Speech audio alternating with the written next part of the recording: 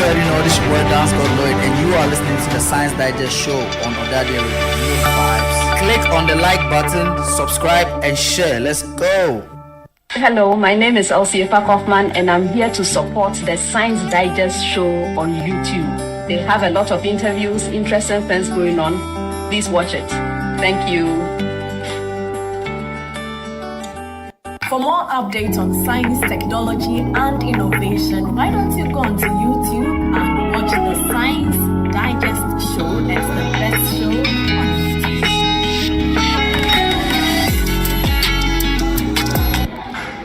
Hi there. So to all my lovely people who love science and anything science, well, the Science Digest show has got you sorted to kindly hop onto their YouTube channel, subscribe, and let's learn anything and everything science. Science Digest show, demystifying science. My name is Dr. Yabidi Akon, Research Fellow at the West African Center for Cell Biology of Infectious Pathogens at the University of Ghana.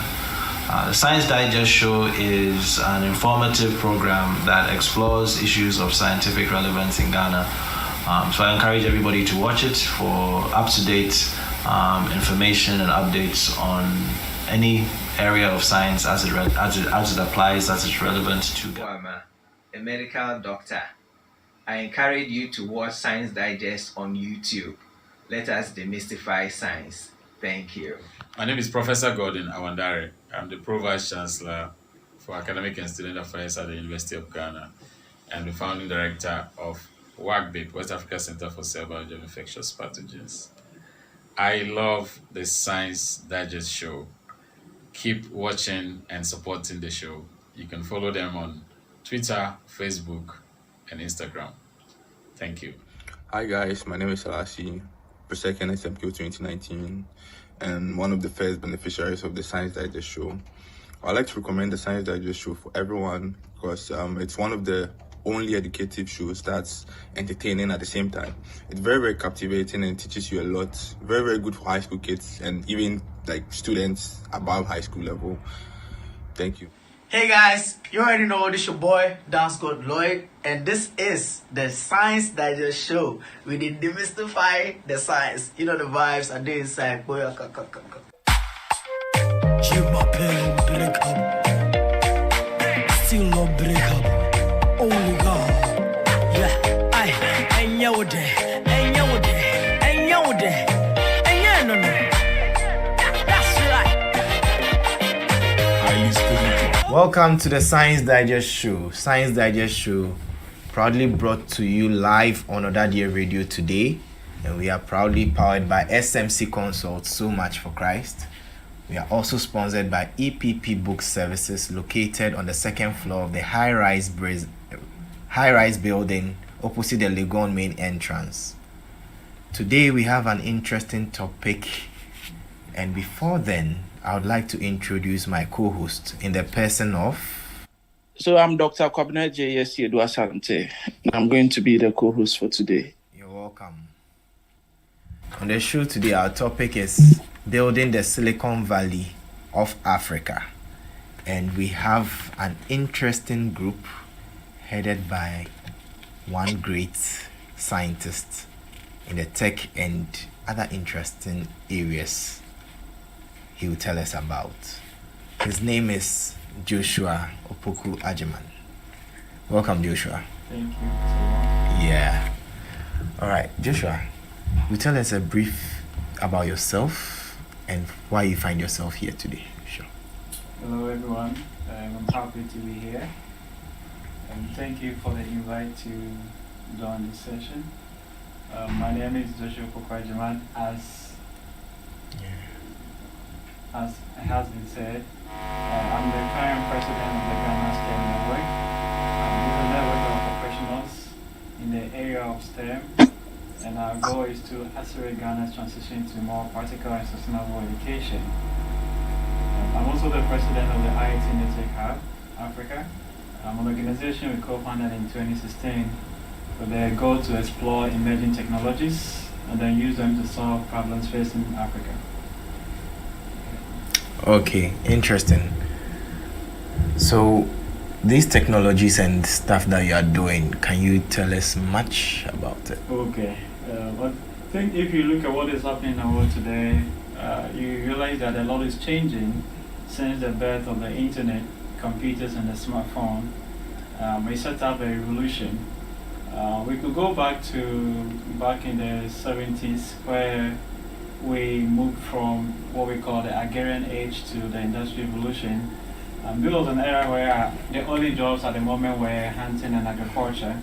So scientists discovered the steam engine at the time. Okay. And the steam engine started what we call the industrial revolution at the time. So it gave birth to the railway industry, the shipping, the port industry, and all the metal industry or steel industry at the time. And from then we have the oil and then the automobile. So when oil was discovered too, now we have to shift from economy driven by steam to economy driven by oil and automobile. And that was what gave birth to the second industrial revolution. From there we have what we call the third industrial revolution, which was also driven by innovation or inventions such as the computers, the internet, and the smartphone. That is also known as the information age. The age we have as Africa living in today. It's an era where the world also moved from what we call the blue collar job to white collar job. So the use of computers become a necessity for every businesses. And then we started having programs such as the computer science and ICT related programs in school so that it could prepare students for that future.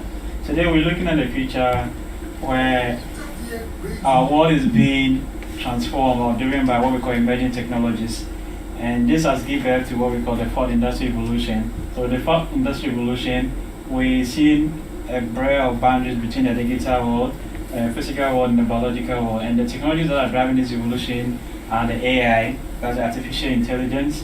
We have the robotics, we have 3D printers, we have the Internet of Things technology, we have a lot of them, the quantum computing, the genetic engineering, and all that. So all these emerging technologies is what is driving the current revolution that we're living in. And one thing we should always pay attention to is that anytime there's a revolution, there's a change in society, change in everything, the way we live, our economy, jobs, everything changes.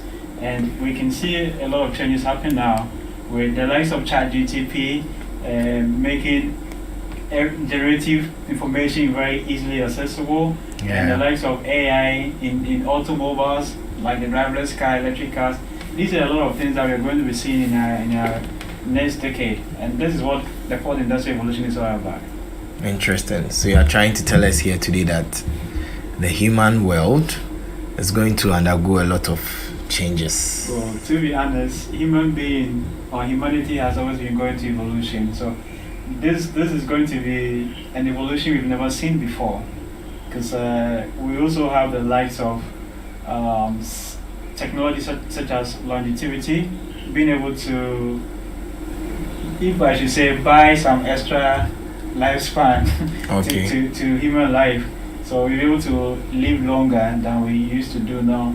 We have anti-aging technologies too as well. And we also see the interface between the human brain and computers. That's the brain interface technologies and brain implants. All these are technologies that are coming out to enhance the human capabilities to be able to do more. Interesting.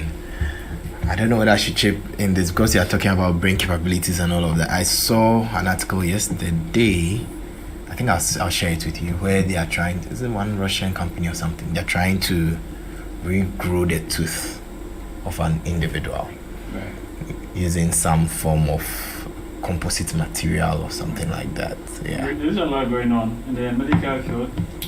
There are technologies like 3D printers in the medical space that allow scientists to be able to print lungs, livers, hearts, even bones and all that. So I won't be surprised if something like that is able to happen with this. And as you can see, with the human teeth, you have a lifespan. After some period, it becomes very weak. And most of them replaced with artificial, right? So being able to grow organic teeth that can be used to is also a better way to go than the metal we put on our flesh. Yeah. Okay, interesting. Though there are other materials they use sometimes, sure. So I realize you are into a lot now. Yeah, the journey has been quite well. So we've been operating for the past 7 years now. Okay. As IoT Network Hub, and I personally have been in the tech ecosystem for the past 10 years. Yeah. My passion for technology started at a very young age, probably in the primary school.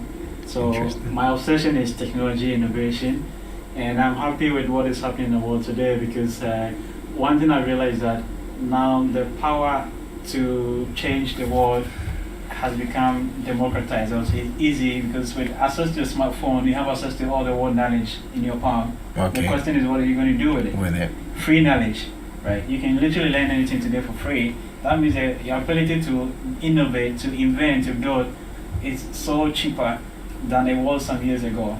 So I think these are all the benefits I think the 21st century youths and students are going to enjoy.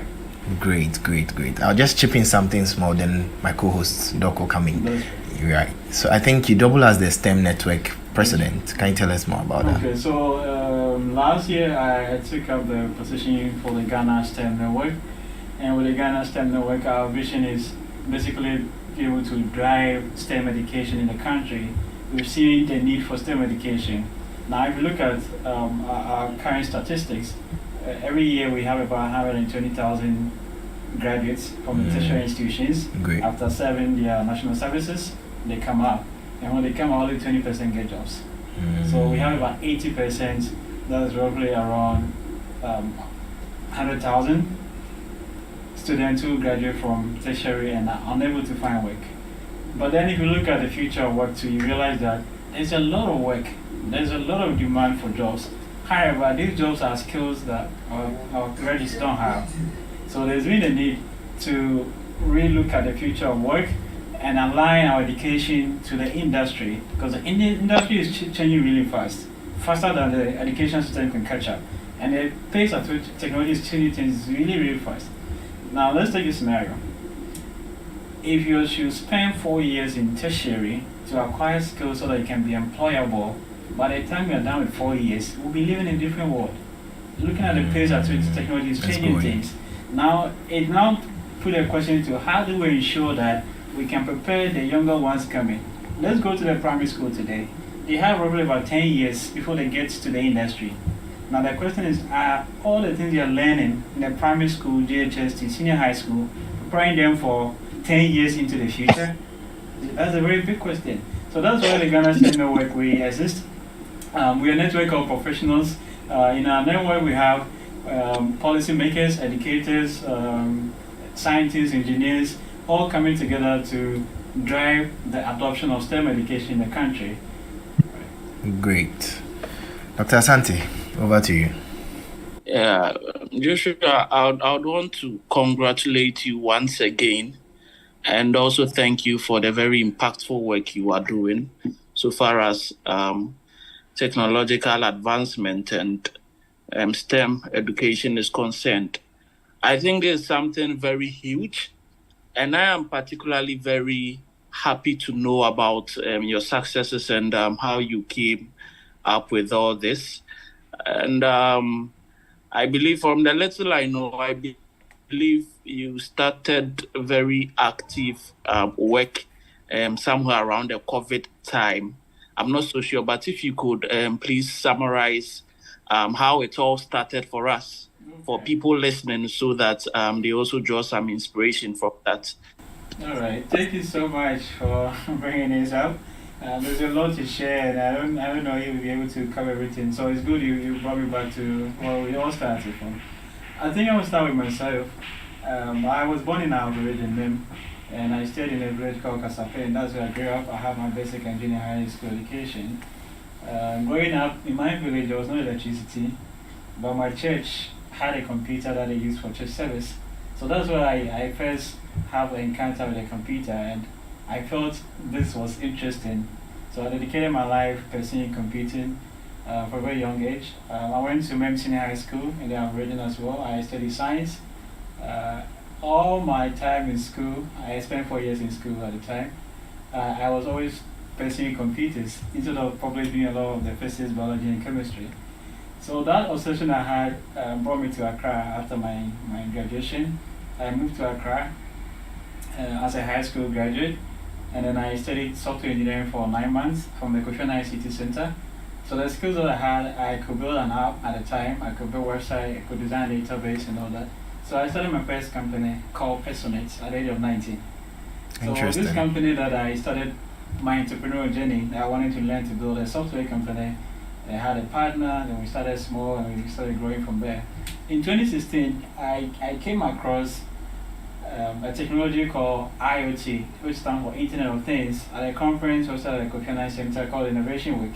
So it was a conference that I saw the facilitator demonstrate some little application of IoT. He programmed some hardware, we sparked some matches on a piece of paper. The smoke was able to, the sensor was able to pick up the smoke data and projected it on the screen. To me, that was magical, to be able to collect environmental data and project on the screen. So it sparked the interest to look more into what the technology was at the time. So we started in 2016, and every month we organize what we call the IT meetup.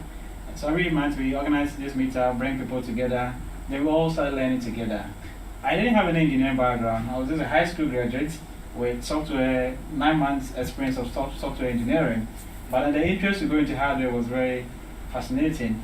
So within, before COVID, we have learned how to build some prototypes. So our first project was a smart home, technology that allows you to control your home with your phone. So wherever you are, when it's evening or it's night, you can pick your phone, an app on it, tap on the button, and light at home, miles away will go off. That was the first project we started. So when we were able to achieve that, we saw the possibilities of the IoT. Now along the journey, we discovered that IoT doesn't work alone. IoT basically collects data through sensors and transmit this data to the server. Now when the data gets to the server, you need to be able to use what we call the machine learning models to be able to analyze the data, interpret it, and make meaningful use out of it.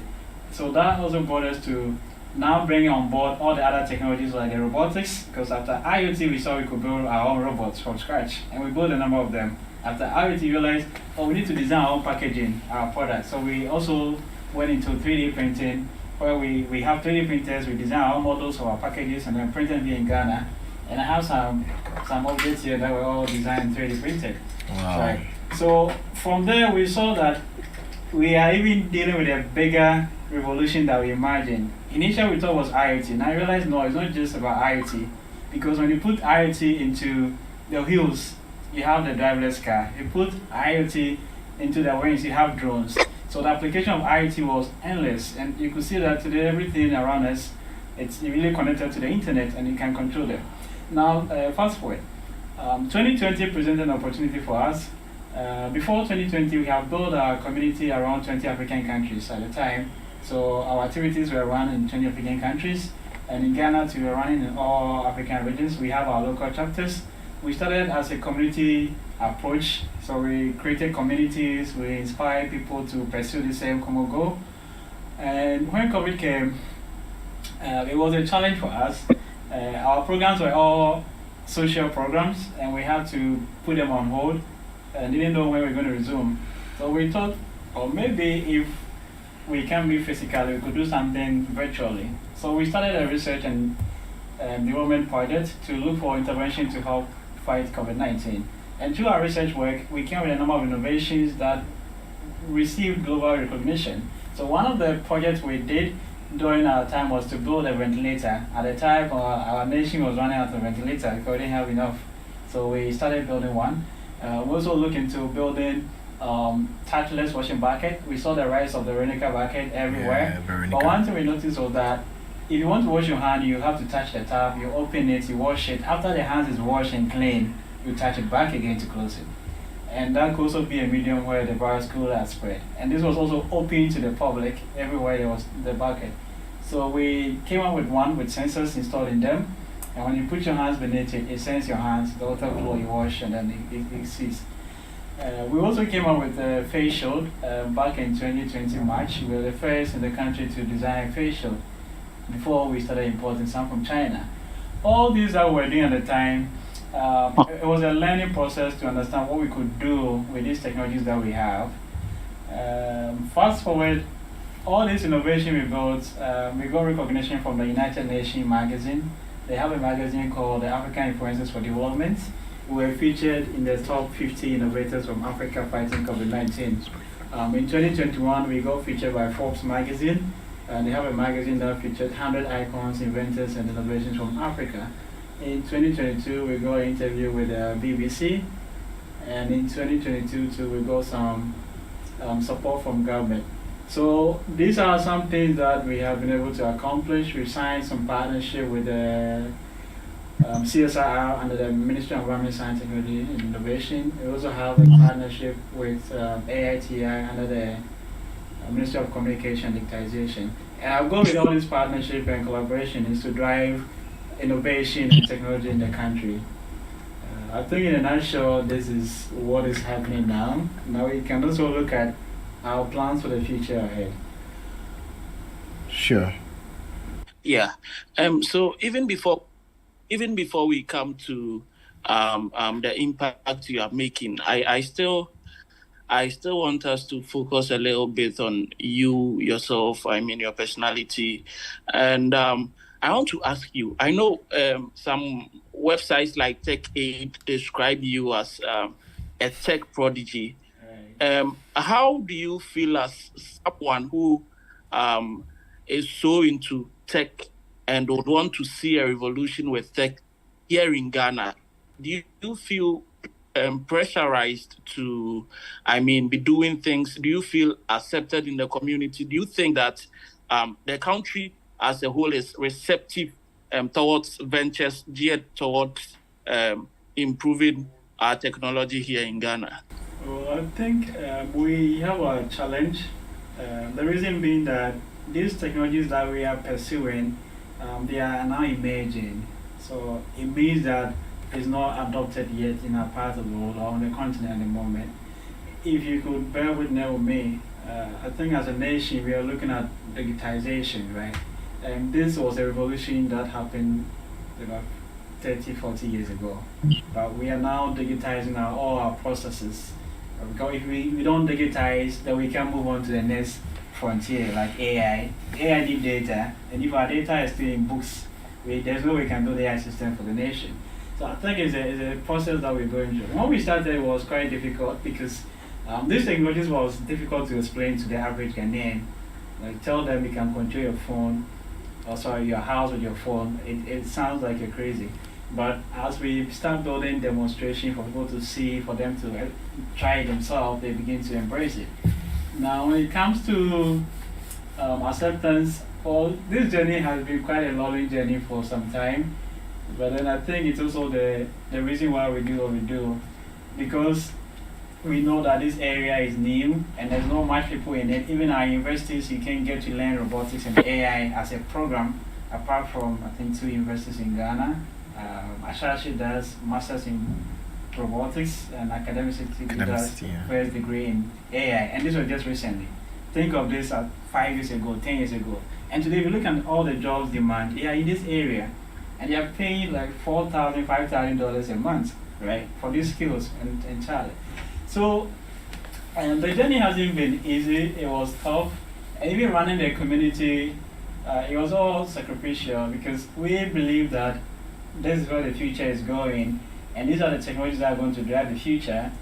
We can either lead this revolution or watch it happen. Either way, it's going to happen. What we didn't want to see is that if you look at the 20th century, we have our cocoa exported, raw cocoa exported, oil exported, gold exported, all raw materials are exported. In the 21st century, we are not looking at natural resources. We are looking at human capital development, like human talents is one. We are looking at data, that's information, that's two.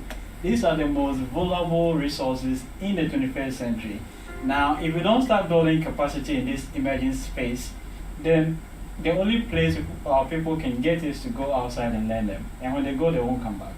If we don't start digitizing our processes and build local solutions like technologies to collect our data, then what will happen is that we'll start importing all the gadgets again here, and then we'll take away all our data, which is our raw resources of the 21st century, and then when they process it, we'll not be able to afford them, just like we can afford chocolate and Milo every morning.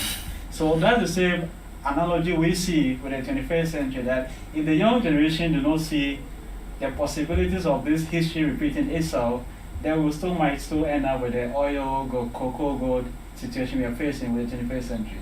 So this is our vision and that's our cause, and I don't think nothing can stop us. We managed to build over 50,000 membership across 20 African countries, pursuing the same agenda, and our goal by 2050, which is 27 years from now, is to be able to impact 1 billion young Africans. Why 1 billion young Africans? Why 2050? Because if you look at predictions that have been made on Africa, Africa is going to be the largest and fastest growing continent. By 2050, we're going to have 2.4 billion people on the continent, the largest in the world, and more than 50% of these 2.4 billion are going to be youth under 25 years. And if we have a workforce that under 25 years with no skills, then we literally do. And we don't want that to happen. So that's why we do what we do, and that's why we're fighting this cause. Great. Dr. Asante, any more, please? Wow. Great. If you all right. So I think I would want to ask maybe 2 more questions. Okay. And so if you just joined us, this is a Science Digest show, and I'm co-hosting today with my brother, Dr. Solomon Frimpong Bediako. So Joshua, I want to ask about the impact on the lives of people.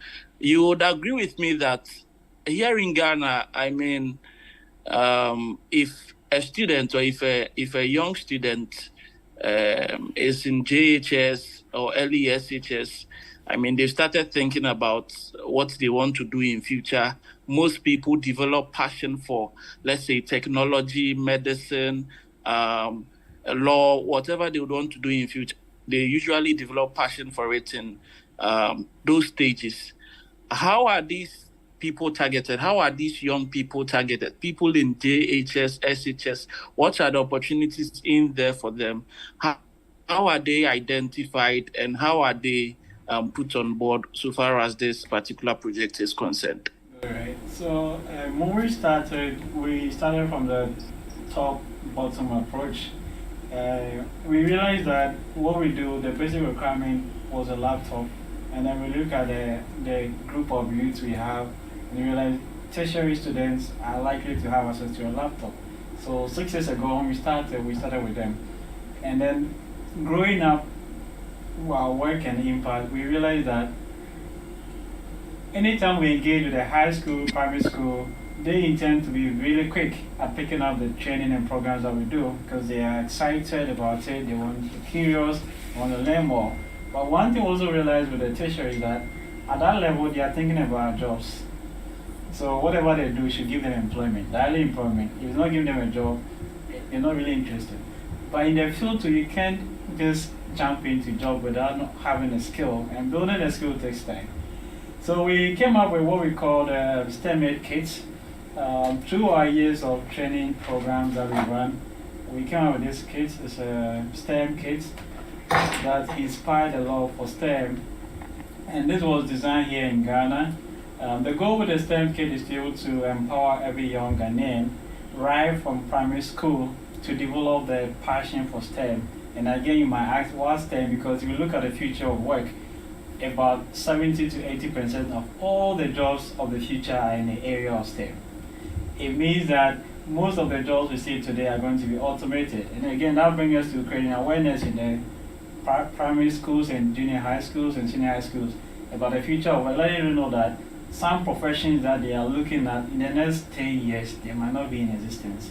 How do we get them to, or inspire them to change career? Because a lot of jobs, if you look at the top 10 jobs that are running now, accounting job will be automated, law job, a lot of jobs that do not require a lot of thinking, a lot of collaboration, a lot of creativity, are all going to be automated by AI and robotics.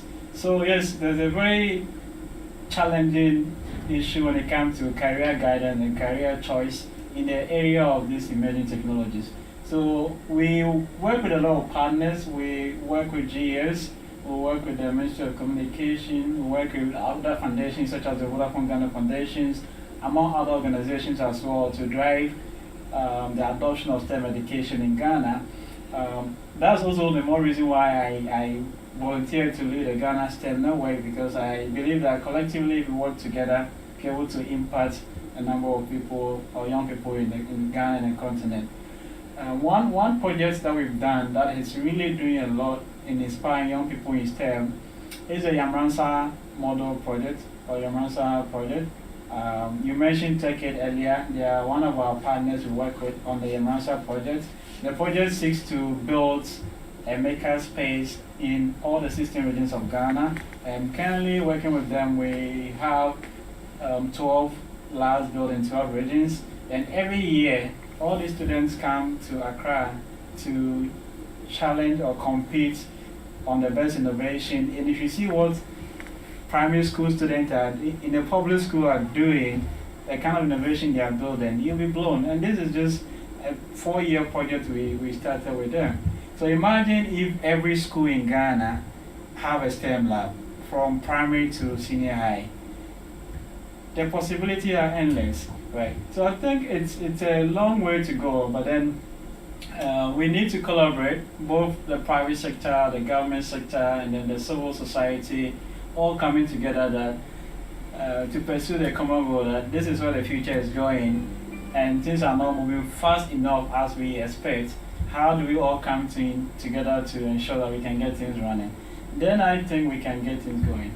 I know the government is doing quite some work in the area of STEM with the new STEM direction, the STEM policies and curriculum, with the STEM senior high schools that we have. These are all initiatives or interventions to drive STEM, but government doesn't really move fast as usual. So I think private sectors should find a way.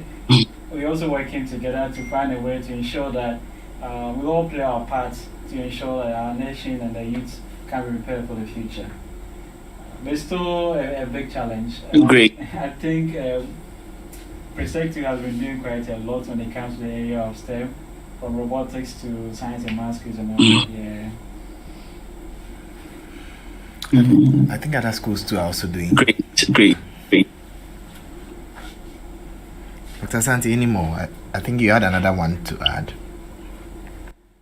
Yes. So, I mean, before I hand over to Dr. Bediako Frimpong, I think we can't have a conversation about STEM and technology without talking about AI. And people argue that the advent of AI may be very detrimental to our future. Why do they say so? They say so because it's like, since AI started working in our system, started working actively in our systems, we realized that most people would want AI to do a whole lot of stuff for them.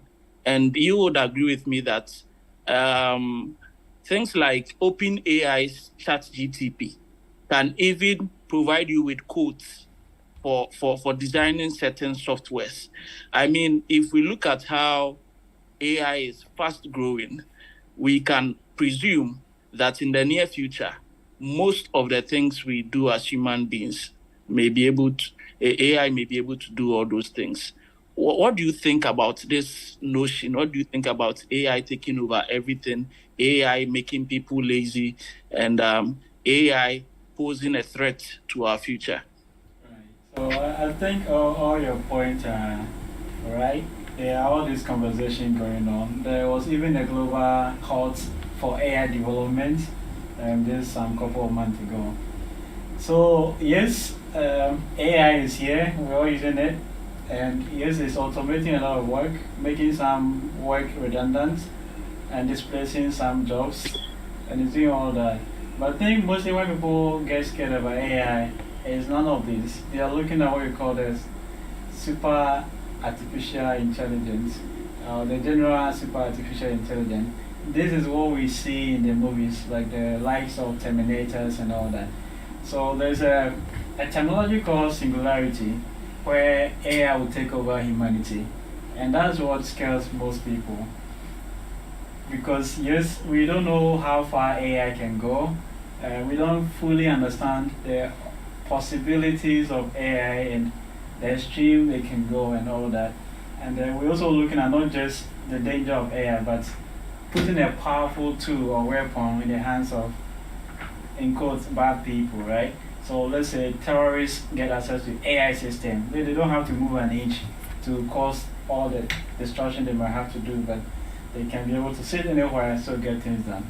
So these are some of the ethical concerns that people are really raising when it comes to security and AI.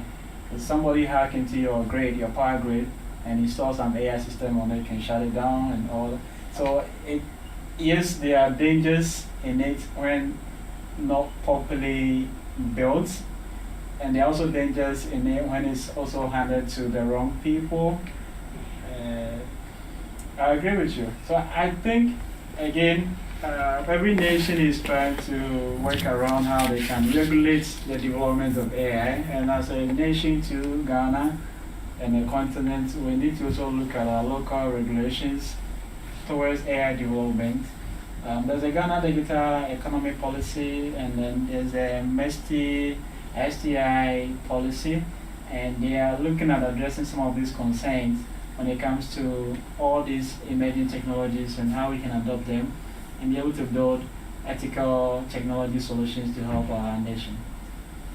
Great one there. Thank you, Dr. Asante. We have a group called the Ghana Artists Club. Ghana Artists Club is a body that is trying to provide up-and-coming artists, musicians, and creators a platform to succeed and then push harder with their talents and creative skills. So you can contact Ghana Artists Club on all social media platforms, from Facebook to Instagram to Twitter.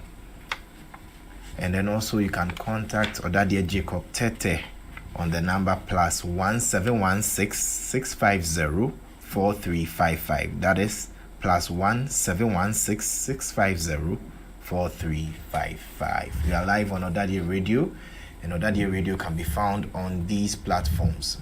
Online, you can find Odadia Radio on Zeno FM radio app. That is Zeno FM /Odadia Radio. You can also find Odadia Radio on Facebook on Odadia Radio and Odadia Radio Ghana.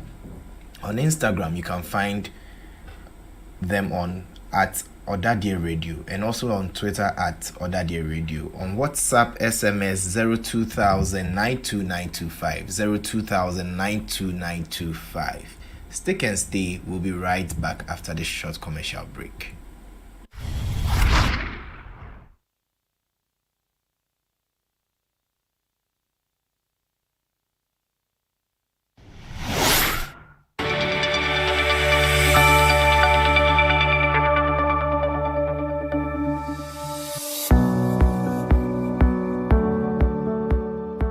So the world around us, interestingly, has changed a lot, and thanks to technology, and that's why I'm excited, and I would want to recommend to you to watch Science Digest show.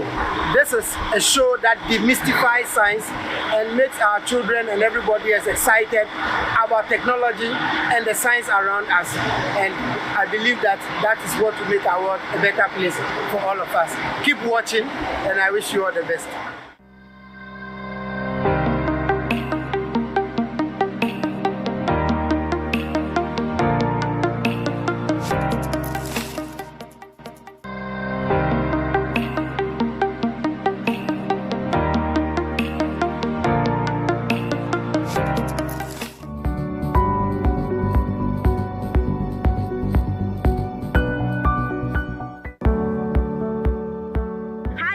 My name is Sohiniba Kosiachewa, your Miss Agriculture Ghana. And keep watching Science Digest Show. Keep watching Science Digest Show. This is where you get up-to-date information on everything happening in the agribusiness sector. You know, right? That is where the money is. There is gold in the soil. Science Digest Show is the best. Subscribe and get all the info. We love you. Hooah.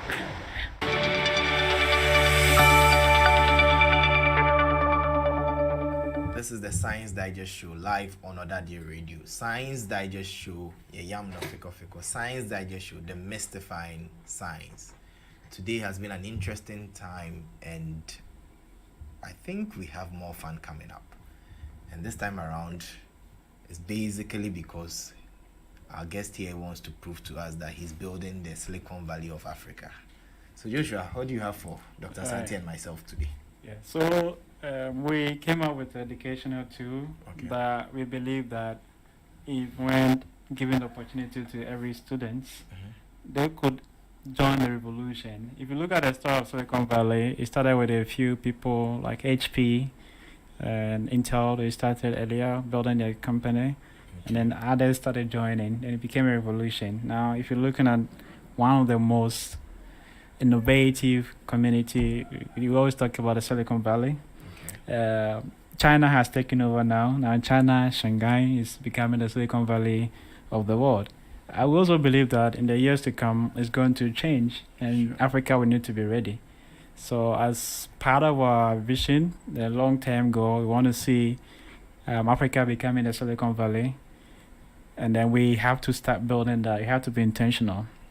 So we started experimenting with all these new technologies because they also have the power to help us or enable us to be able to transform our continent. So over here, you can see some 3D printed packages. So these were all designed and printed here in Ghana. Great. So what it means is that manufacturing is changing. A time will come, everybody have a 3D printer at home. If you want to print a spoon, any plastic material that you need at a kitchen at home, you want to print pegs, you might not necessarily have to order from a factory for them to manufacture for you. You're able to print everything you need. If you have a part broken and need to replace it at home, you can literally print one and design one, print it and replace them. So that's how this technology is going to change even our home. If I get you right, I'm trying to say we'll be printing this stuff. Yes, everything plastic. Home. And you see the beauty of our 3D printing technology is it has now gone beyond plastics. Now you can print metal, you can print wood, fiber, print different kinds of materials. Even organic materials are being printed in a lab. Wow. Yes. So that technology, which is just one technology, is changing a lot. In the food industries, now we have lab-grown meats that are cultured in the labs. So we are going to be printing chicken, pork, any kind of meat you want, right? And it's edible. Yes, edible meat. These are all new technologies. No side effects. Yes. Well, they are new technologies. Research is being done. But one thing I have discovered over the past years is that any innovation or technology that get invented, we don't get to see the side effects now.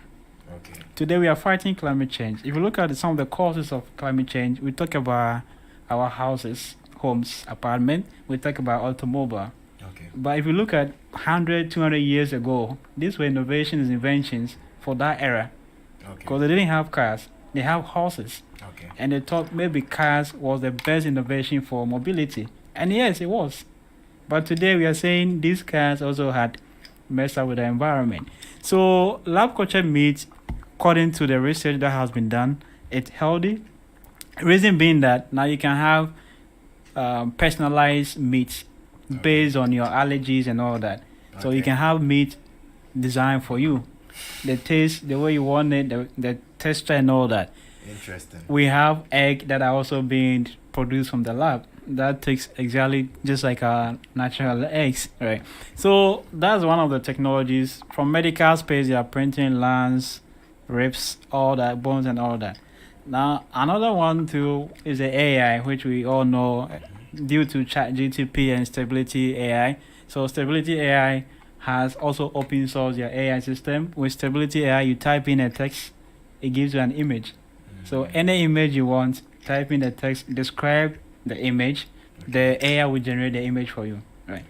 And these are all AI technologies that are coming. And very soon we're going to have AI for everything. AI for food. If you're hungry, you can enter your parameters and then it will generate a recipe for you. Maybe your robot at home will cook for you, right? Then everything is sorted, right? So I will not go far. I have some demonstration that I would like to do. So we have the STEM aid kit here, and this kit you can build about 200 projects, experiments, STEM experiment with a kit. And if you open the kit, we have this board in there. So we call it the STEM aid Love. The shape of a hat, and the reason why we shape it this way and we call it love is that we want to inspire the love for STEM for students. It was designed in Ghana, and assembled in Ghana. So again, we also want to start building local technologies to address local problems. Now I'm going to build simple circuits. I did science at school. I never built a circuit. I only draw one on board and on paper. I'm sure you did same. But now, thanks to technology, it's easier and cheaper to build circuit and even go beyond circuit. You can build so many projects. As this kit allows you to build over 200 of them. So I'm going to use my breadboard here, my jumper wires, my STEM8 board, and I will need an LED. So I have LEDs here. Right. Okay, so what we're basically going to look at, when you go to the room, your room, you press a button on the wall and the light comes on. Yeah. Well, we haven't really figured out what happened, but nobody cares as long as the light comes on.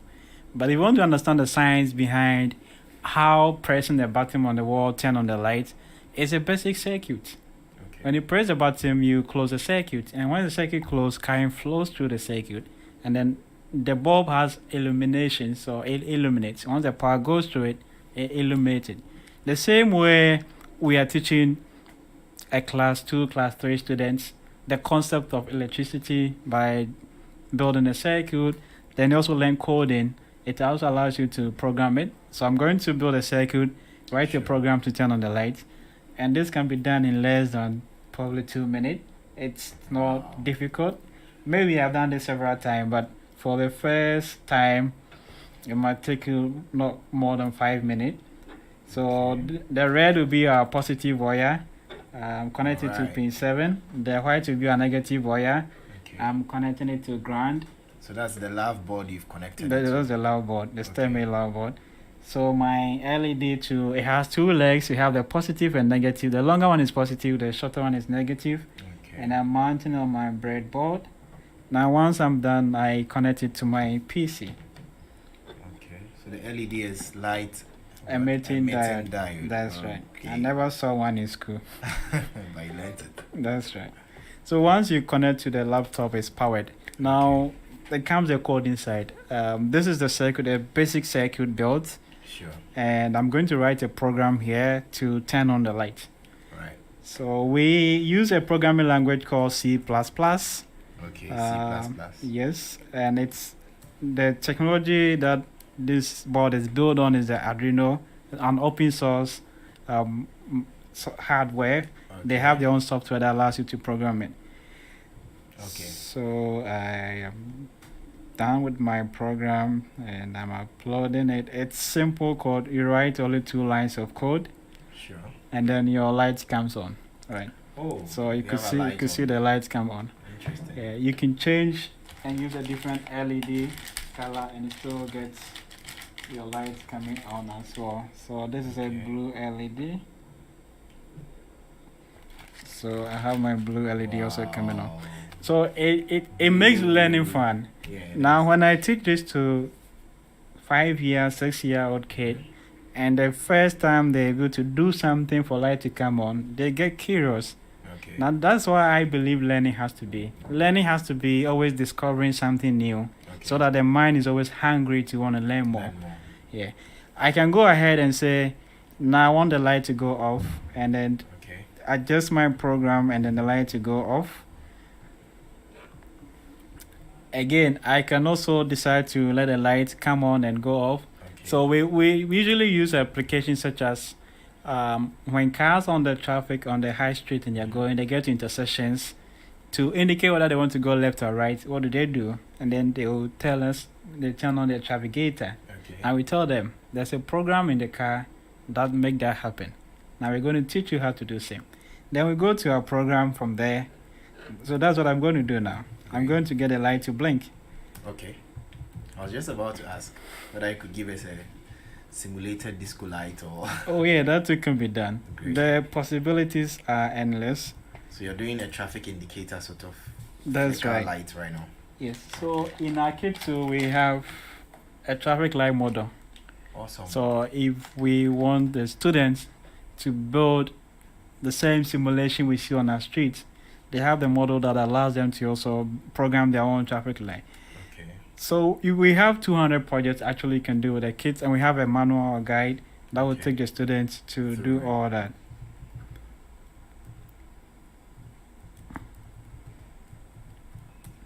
And then programming is not difficult, like it's super simplified. Awesome.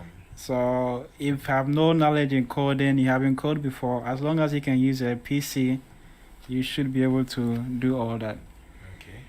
All right, so we have our lights coming on. Okay, You can change the frequency at which it comes on. You can say every second come and go, every minute, and they're all simple and can program. So it's blinking like a traffic indicator That's right. in the car. That's or right. moving vehicle. Exactly. You could build an alarm system. We have a sound that can allows you to build an alarm system. And again, these are what we see in our parking. When the cars are having a reverse parking, Okay. it's able to detect obstacle and then it beep. If you don't put on the seat belts, there's a beeping alarm. These are all programs in the car.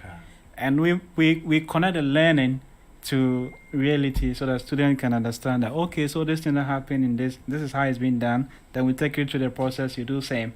Then when you learn, you begin to appreciate what you're learning. Yeah. So that's the beauty of our kids. And we believe that if every student can have one to use in their learning, or schools can have them in the ICT labs to complement the computers. You get a lab, you get a kid to complement your computers, then student can do a lot beyond just Microsoft Word and Excel and all that, right? Yeah. So I can go ahead and do more if we have time. Feel free. Okay. Go ahead. So I'm going to adjust my circuit to build an alarm system. Okay.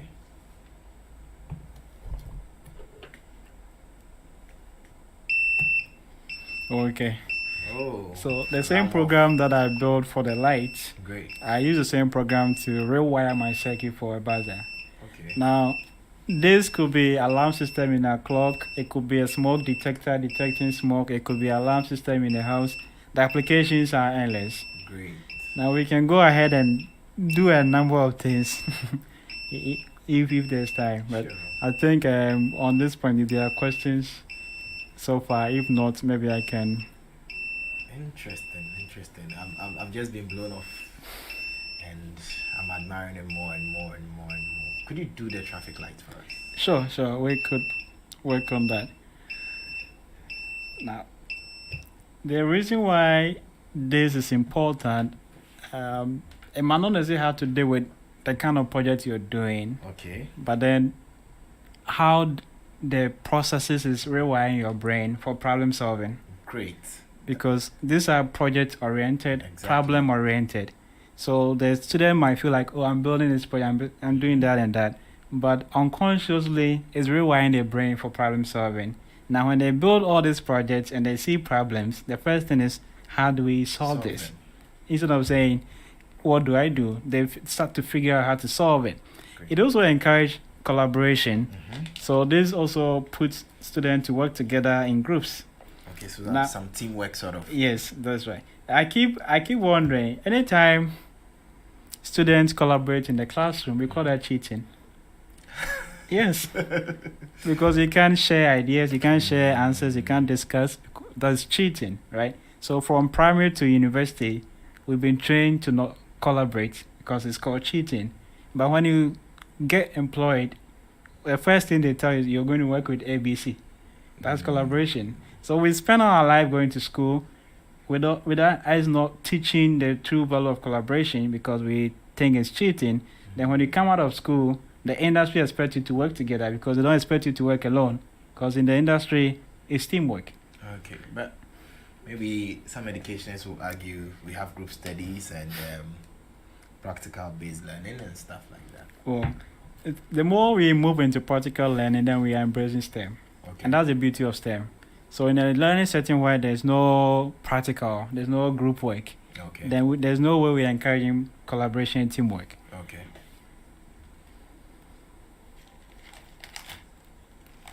Dr. Asante, how do you find what's going on?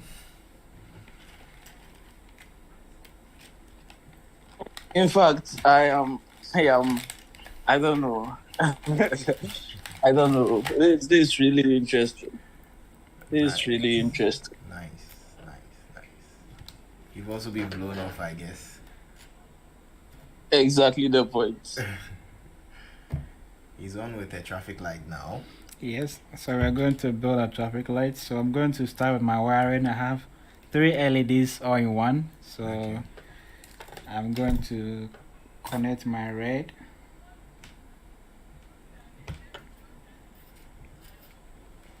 And my green.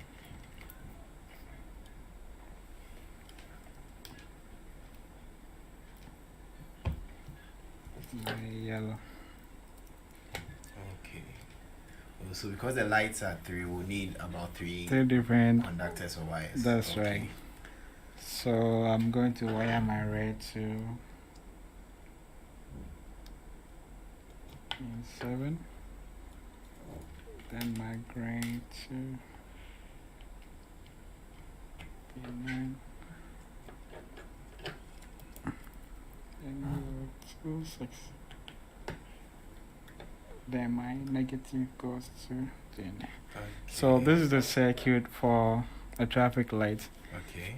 Now, what is left is to write a program to sequentially turn them on and Okay. time it based on the duration you want. So we could say yellow will blink or Okay. green will come on first, and when Okay. green go off, um, After 2 seconds. yeah, then the red will come, yellow will blink before the green also come and all that. Okay. So we go to a program. Say I first want to test my red. Red is on 7, so I indicate 7.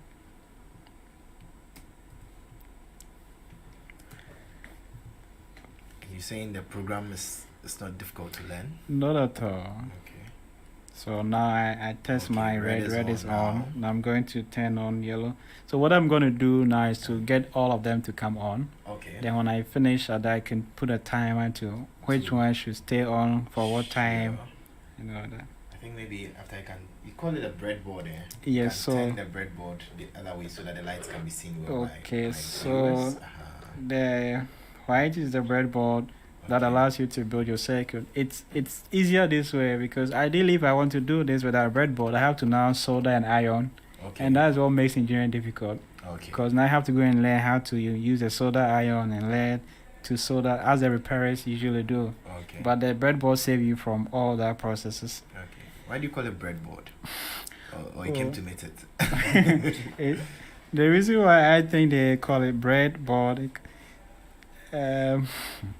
you keep mounting stuff on it like bread Oh, okay. or the foam where you can mount pins on it. Okay. So and it's basically a plastic with a conductor at the base. Okay. So the conductor joins them together. Okay. So we are going to get Yellow. our yellow on. Okay.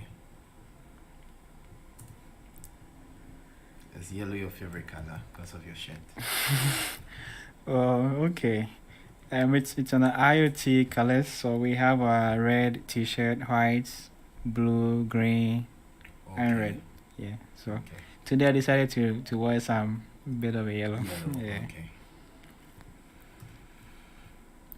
Well, yellow also represent gold, and we have a lot of them here in Ghana. So, Oh, gold. Okay. Great. so yellow is also on pin 6. So So the things in Internet of Things yeah. means that you have limitless things you can build. Is that the meaning? Okay. So Internet of Things. Yes. Now you have the internet. You have things. So things means living and non-living things. Okay. We're connecting all of them to the internet. And yes, things has already been started. Probably started with things, our laptops, our phones Okay. were the first device we connected to. Now today we're connecting human body. So you have the smartwatch. Okay. When you put a smartwatch on your hand, it's collecting your biodata like body temperature, the heartbeat, number of steps you walk in a day. All these are your biodata that the device collects, Great. and it's transferred them to the internet. Now we're looking at Internet of Everything, where everything you can imagine will be connected to the internet. So the chairs, our dresses, our shoes, our bags. There's even smart shoes. Wow. Nike is working on smart shoes. Everything is going to be connected to the internet, and that's also the IT revolution that is coming. Okay, so we have our yellow on. I'm going Okay, to turn yellow on is the on. green light on. Then we're going Good to to go. put our timer in it. Okay. I was quite fortunate. I started learning coding at the age of 19. Wow. I wish it was earlier, Earlier. but at 19, I loved what you could do with just some program. You write a piece of text, and then you could see the impact of your code on physical objects. It makes it really exciting. Great. Did you start with Notepad or Yes. went straight to a program No, language? we started with Notepad, back in school because we were trained to start from the hardcore. Okay. Then once you understand Makes it, sense. then you can come and use the tools available to build faster. Sure. And this is 9. So we have a green on 9. Okay. Okay. So now we have the yellow, red, and green all Okay, on. the green is on. Yeah. I think because of our white light here, the green Yes. is not It's a fully. bit dark. Yeah. So what we're going to do next is to keep the red on for some time and turn it off. Okay. And whilst red is on, yellow will be off. So this also brings in a lot of logics. Okay.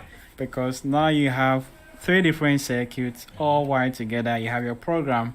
Okay. Now the question becomes, how do you keep red on, keep yellow and green off? So when yellow comes on, red and green should be off. And that's where the critical thinking starts. And when you put this question to a group of students, now they start to think. And I think it's also the beauty about STEM education or the practical learning, because you're always going to have to figure something out. And that process you're going to think. Sure. So we keep.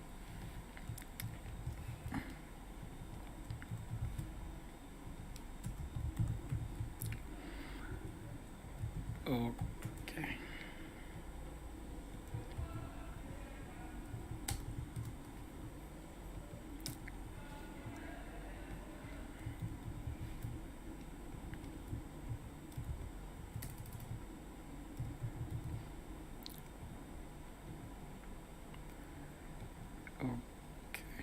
Okay. So red will come on and then Okay. Red. Okay. So I'm now on the red and yellow. So red will come on for 1 second and go off, and the yellow will come for 1 second and go. Now I'm going to also get a green to also come and go. Great. Now when we finish, you can work on the timing. If you want it to stay longer or shorter, you can adjust it.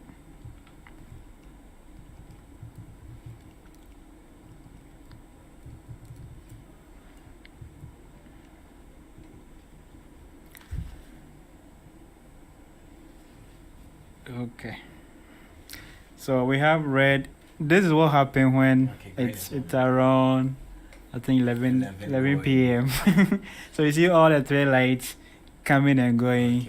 Yeah. So with this, you can now look at the time and which one you want it to stay on for what time, and it's all in the program. You just adjust it, and then you can get a traffic light. So we can say red should stay on for maybe 5 seconds. Okay. Before it goes off, and then when it goes off, yellow would blink like twice or just come and go, and then green will also stay on for 5 seconds. Okay, so red will stay on for 5 seconds. 3, 4, 5. Then it goes off. Then yellow will come and go. Then green will stay on for 5 seconds. Okay. And then it will go off. And the red will come back again. Awesome. Yeah. So this is just a simple simulation of it. You can adjust the time if you want it to stay longer and all that. Great.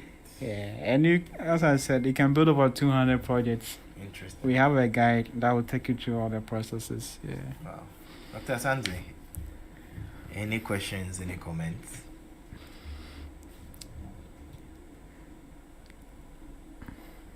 Hello, Doc. I must say, honestly, I've been wowed. That's the word. I've been wowed by what I've seen today. Great. I've been wowed by what I've seen. Laugh board, eh? Wow. So our goal. I believe Yeah. Dr. Santika, continue.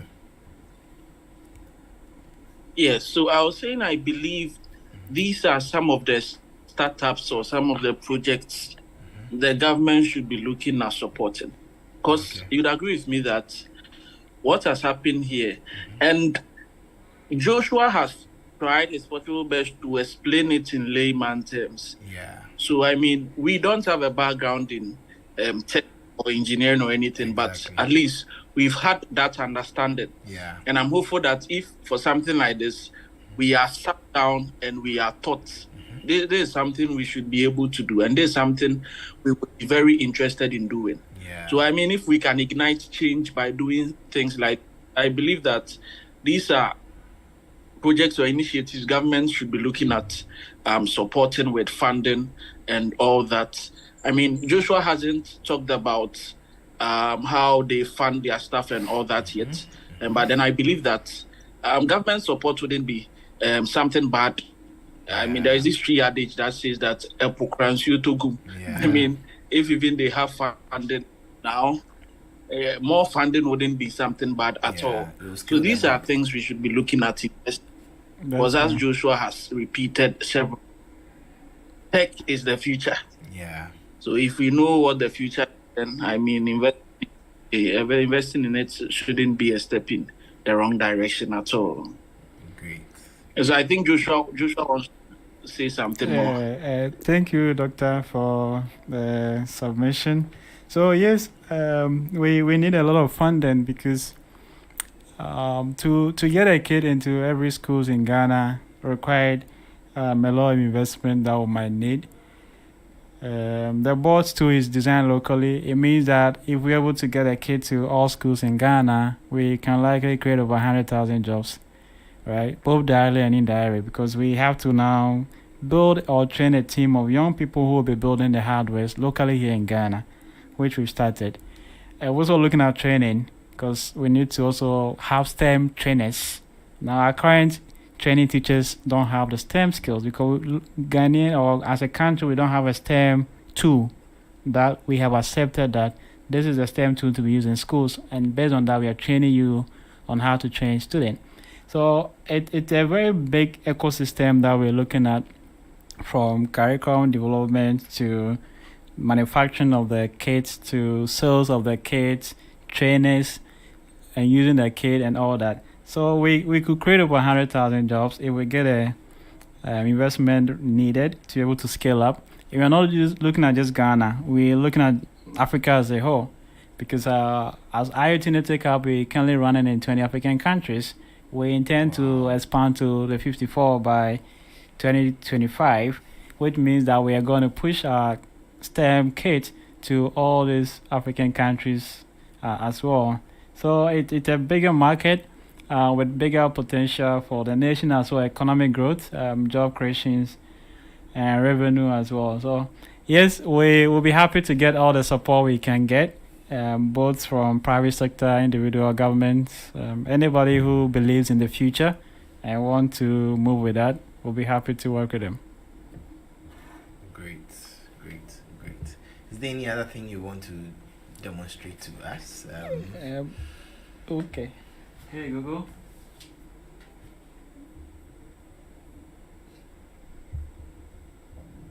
Okay, you can comment about it. So we have I'm sure we all heard of the ChatGTP. If you have an ChatGTP is a chatbot or super chatbot that can generate information for you from articles, summaries, anything you literally want to type from your head. As long as you can give it a clue, it can be able to generate for you. Okay. So this is a Google device that has been developed years back before ChatGTP came, and this uses voice. So think of this as a voice for ChatGTP. So ChatGTP, you type text, it gives you the information in text.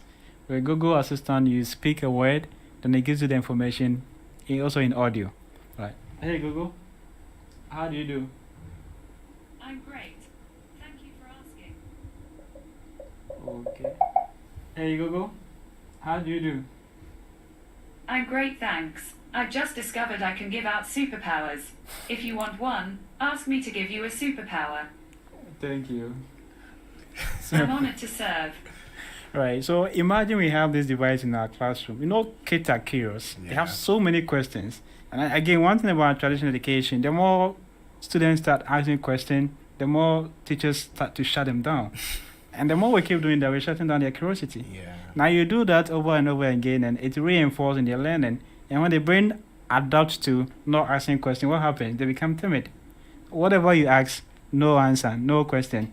Right. So some of these technologies, again, well, they are not sentiment to teachers saying you are irritating me or you're asking too much questions. And they're even excited to receive more questions from you, because the more you engage with the device, the better it understands your accent and the kind of information you need, and then the faster it's able to deliver to you, just like ChatGPT.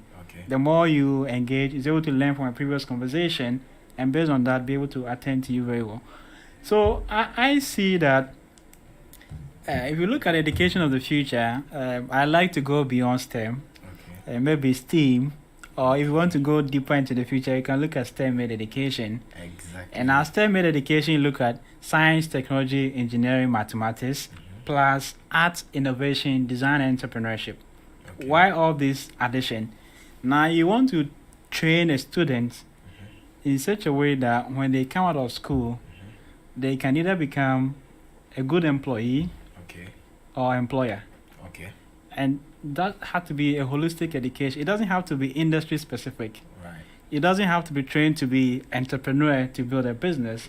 But once you have a holistic education that have interdisciplinary form of learning where you can combine all these dynamics, then when you come out, you're able to work. I haven't, in quote, been trained to be an engineer, but then because of my exposure and then the kind of things I've been able to learn, I can work in any industry. I can start a startup in any industry. I don't need to be trained to be in agric or healthcare to be able to work in there. And I think in the future, this is what we're going to need, because if you look at the emerging technologies, they are not industry specific. There's AI in agric, AI in healthcare, AI everywhere. IoT is applied everywhere. It means that all these emerging technologies, they are not really designed for specific industry. They cut across all industry and they are disrupting all industries. So I think if we can give students today the 21st century skills and then the right mindset, then we can go a long way to create a future where Africa become the paradise it's meant to be.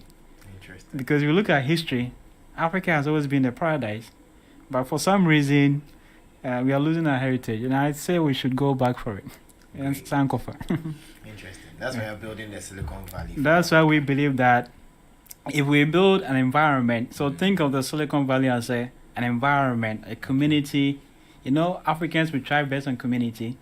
When you go to the villages, everything's about community. If you can build a digital community where everybody who is passionate about technology, about change, can find themselves with like-mindedness, pursue the common goal of finding solutions to African problems, then we can end up building that ecosystem that is producing more innovative startups.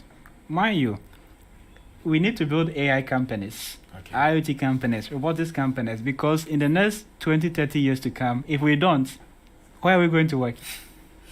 That's a problem. So that's why there's a need to start building that movement or revolution where now we have people who are acquiring these new skills and are building new industries so that when the old ones are going, the new ones can take over and absorb all the workforces that we may need. So hence the reason why we always say we are building the Silicon Valley of Africa. All right. Great. So we'll be wrapping up shortly, but I think I have a few comments to pass before Dr. Santi comes in with his conclusion and final comments. Right. It's been a great time with you. I want you to comment on the blue item there. And then you comment on how all of what you are doing is helping environment, agriculture for me, and then maybe healthcare. Okay. So you probably should touch it. So it's a 3D printed toy. Again, so what it means is that very soon parents can print their own toys for their own kids. Awesome. So again, that's a possibility of the 3D printer. This was 3D printed from our lab. It's just a basic toy that was designed and printed. The toy has legs and hands. How long did it take duration to print? This is a bit complex. So complex designs can take from an hour to 3, depending on the size of it. It didn't cross a day? No, not a day. Wow. Interesting. All right. These are all experiments. We are experimenting with our 3D printers. Okay. We were trying to look at what we can do with the technology. We had people coming to us that they've seen something they want, but they need something tangible to show to people that this is the thing they want. A prototype. Like a prototype. Yes. Okay. And 3D printer, you can pick the design, model them, and then print some objects that they can be able to show to people that this is something I'm looking at. It might not be plastic, but they can tell that this is the shape, the design, the style. Okay. But however, it's going to be made in a glass or metal. Okay. And these are some of the things that we have identified and start using with the 3D printers. Wow. Yeah. So I dare say during COVID, it was possible for you to have printed a face mask. We did printed a lot of face masks. We printed face shield, the frames and all that. And then the temperature thermometer held gun. Really? Yeah, we did with our partnerships. We developed a number of them, working with Ghana Tech Lab, and we distributed some of them to the ministries at the time. Wow. So yes, we're still now getting to understand the potential of these technologies. Okay. For 7 years now, we've learned a lot.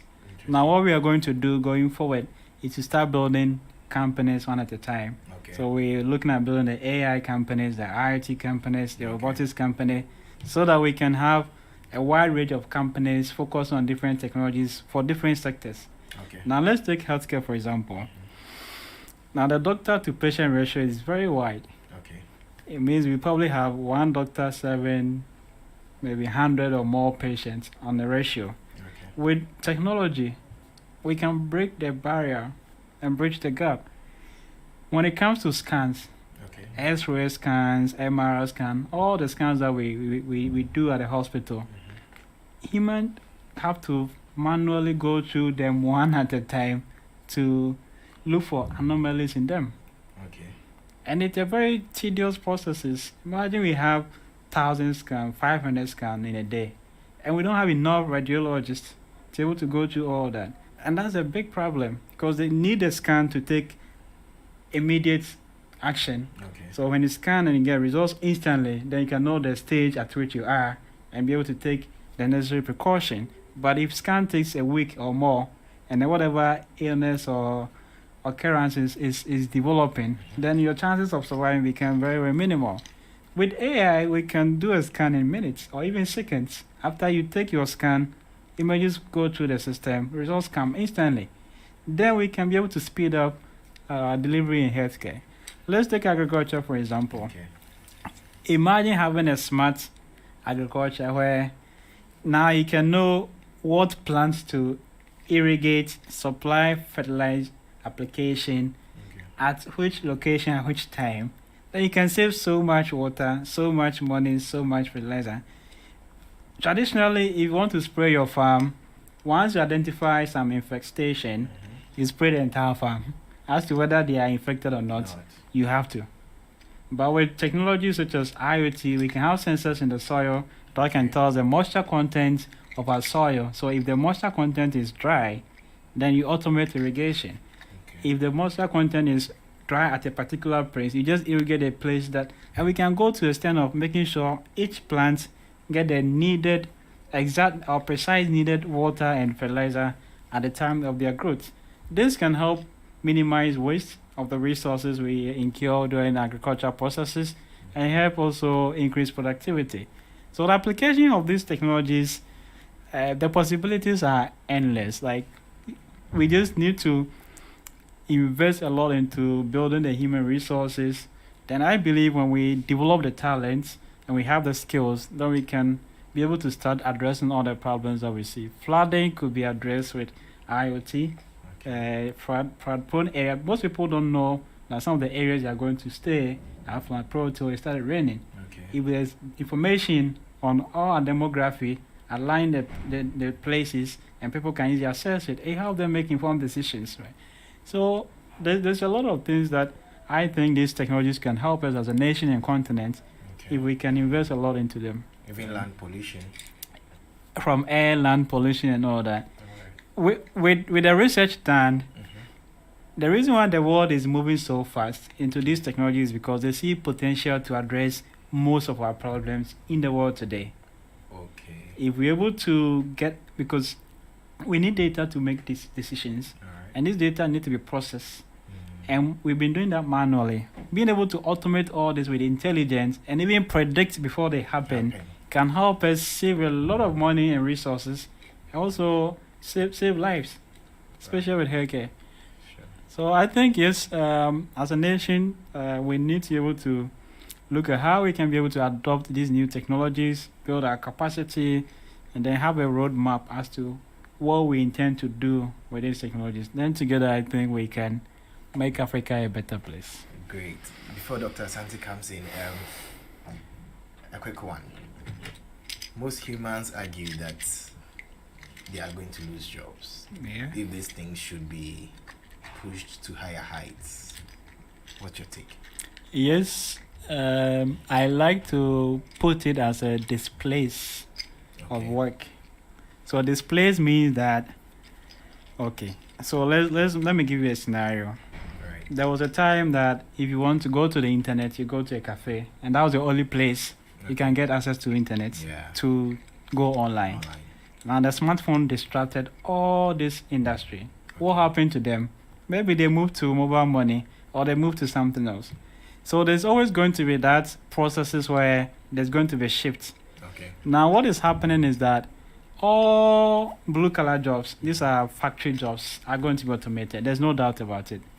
Because they are adopting robots in assembling, and only few human beings, even Amazon and the big tech, they are using robots in their warehouses. So in the future, a lot of these are going to be automated. Let's take automobiles, for example. Uber is working on driverless car. Tesla is working. And almost all the automobile companies, that's their roadmap, that in the next 10, 20, 30 years to come, all their cars are going to be driving themselves. Now what happened to professional drivers, right? So yes, the landscape are changing, and I think that's why, most importantly, the youth need to understand what is happening, because by the time they are ready to work, most of the jobs they see might not still be there. But those who have their jobs, probably they might keep it for some time. Some might have to reskill or upskill, but we can't stop learning in our era today. Because if you stop upgrading yourself for 5 years, you become obsolete. So we always have to be in a constant position of always learning, upgrading, because new technologies are going to come up. Every single day, there's something new, and we need to always be on the around to be learning more. And I think that's the only way we can be able to stay relevant. And we need to also use our potentials, our talent, our gifts, whatever you believe in gifts or talent. Because the difference between what AI can do and human can do is creativity, intuition, imagination. So our current AIs, they can't imagine yet, they can't be intuitive, but these are all human abilities that most of the times we don't use them, we ignore them. But it's about time we have to start looking at all the abilities we have within as human and then use them. Great. Dr. Asante, over to you. Great, Joshua. We can't stop learning. I am very happy with what I've seen today, what I've heard today, and I don't have any further questions for you, but I just want to tell you to continue in the path you've chosen. I just want to tell you to continue inspiring people.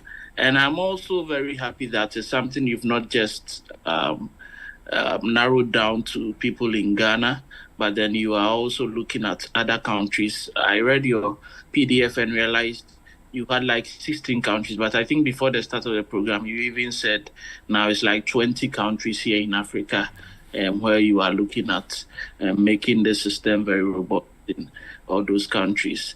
I just want to say thank you very much.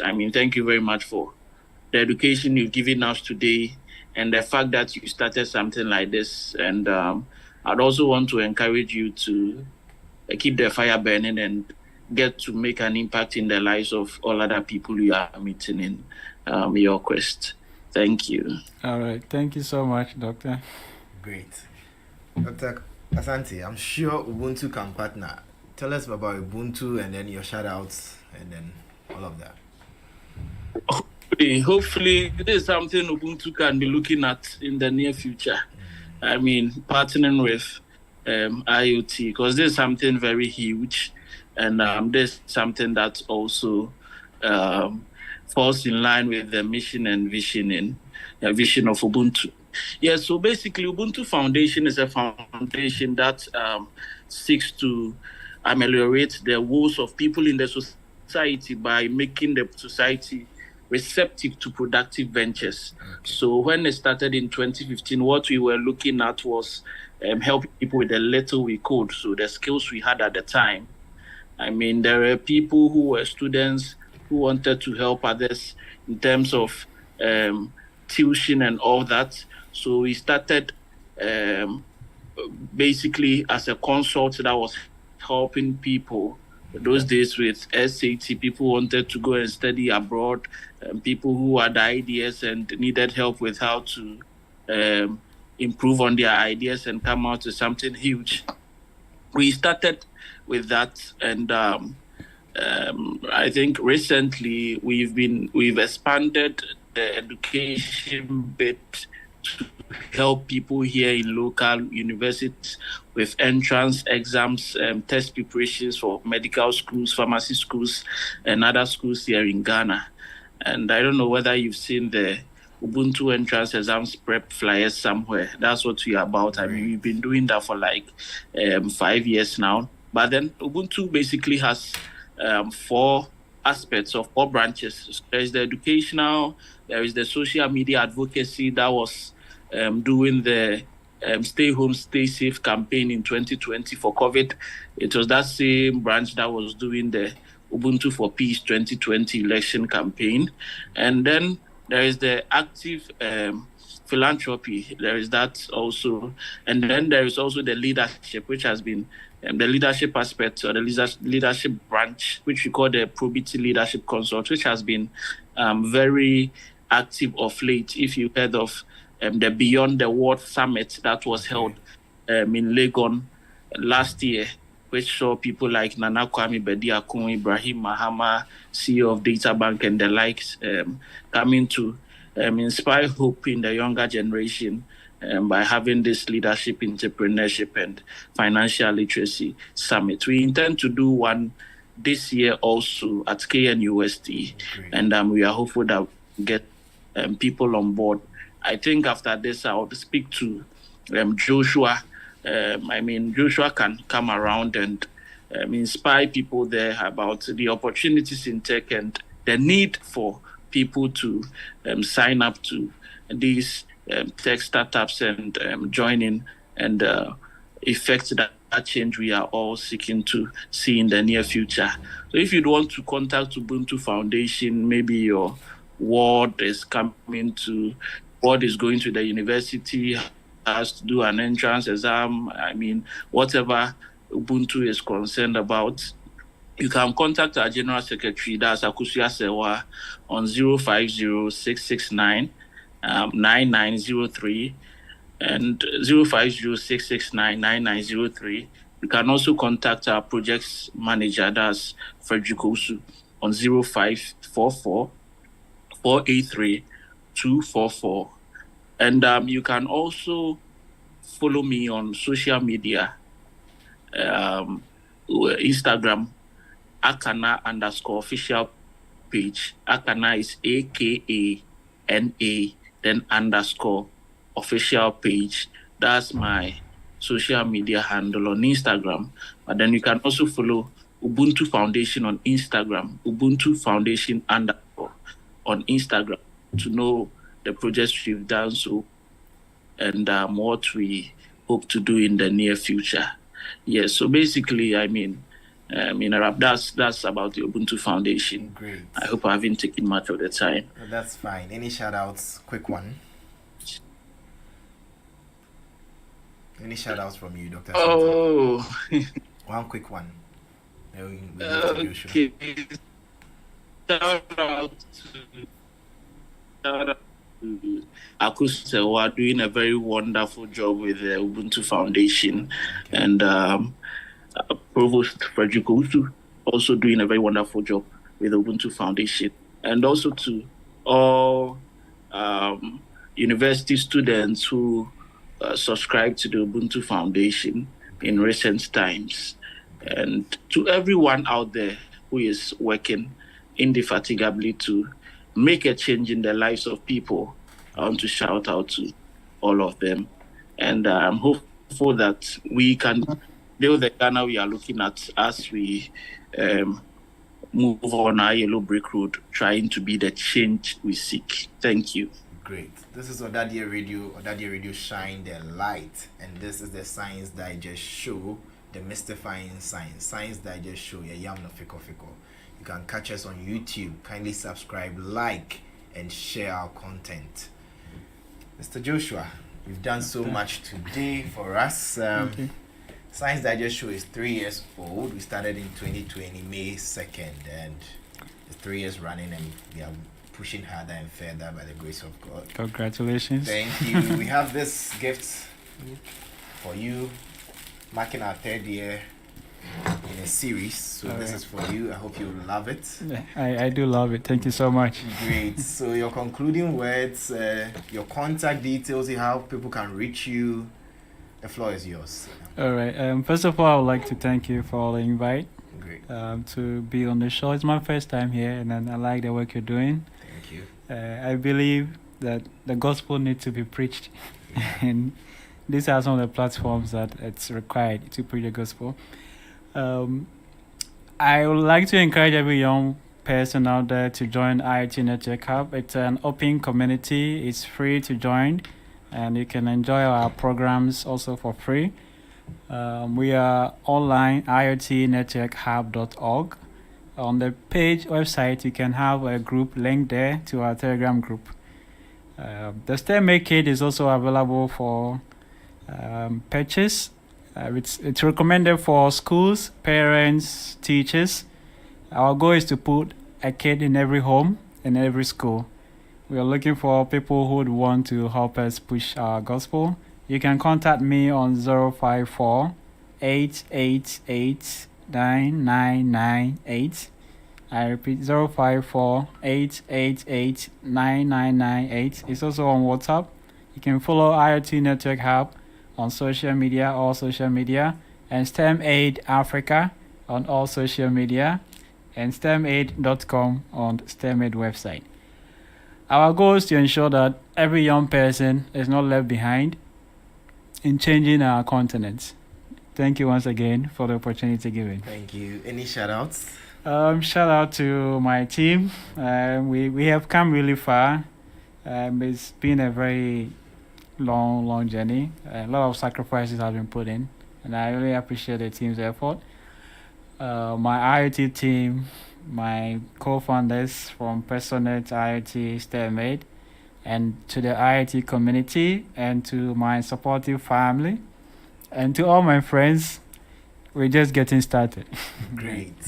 We're just getting started. If you want a Science Digest Show shirt, you can come to Odadia Radio in Presec Legon, then make an order, or you can contact us on 054 859 3815. 054 859 3815. You can support us with any amount to keep the show running and pushing across the continent to the ends of the world. And happy birthday to Dr. Yusuf Yakubu. Thank you so much for all you do to Team Science Digest Show, #SDS. We are grateful for everybody for these 3 years and more. And thank you for joining us on this very edition. We catch you again next time. It's a goodbye for now. À la prochaine fois. We love you. Bye.